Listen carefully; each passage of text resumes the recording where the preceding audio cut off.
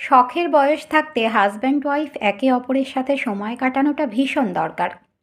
বছরে একবার হলেও দুজনে অজানা কোথাও ঘুরতে যাওয়া, সপ্তাহে একবার হলেও দুজনে একসাথে কোনো এক রেস্তোরাঁয় বসে খাওয়া দাওয়া করা, অথবা অচেনা পথের ধারে কোনো এক চায়ের দোকানে বসে ধোঁয়া ওঠা গরম চায়ে চুমুক দেওয়া, কারণ ছাড়াই হাতে হাত রেখে কিছুটা পথ হেঁটে আসা, রান্নাঘরে দুজনে একসাথে পছন্দের খাবার বানানো, সুখ দুঃখের কথা বলা, দুজনে দুজনকে প্রশংসা করা, দিনে অন্তত 10 মিনিট হলেও একান্তে দুজনে সময় কাটানো ভীষণ দরকার।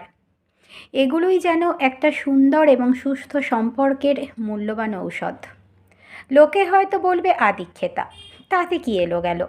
দিন শেষে নিজেদের ভালো থাকাটাই সবচেয়ে গুরুত্বপূর্ণ। আজ একটু অর্থের অভাব থাকলেও একদিন হাতে অনেক টাকা থাকবে, অবসরে অনেক সময়ও থাকবে। থাকবে না উপভোগ করার শক্তি, থাকবে না শখ পূরণের ইচ্ছে। তখন দুজনেই বড্ড ক্লান্ত জীবন সংগ্রামে।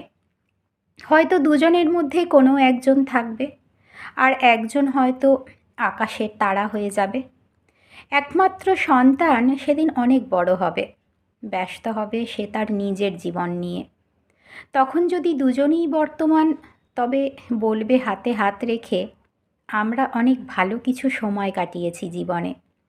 আর যদি একজন আগেই চলে যায়, তাহলে যে একজন থেকে যাবে সে যেন বুক ভরে বলতে পারে, আমি সবটা পেয়েছি, ওর সঙ্গে বেঁচেছি বাঁচার মতন করে। তাই সময় থাকতে ভালোবাসো, সময় দাও।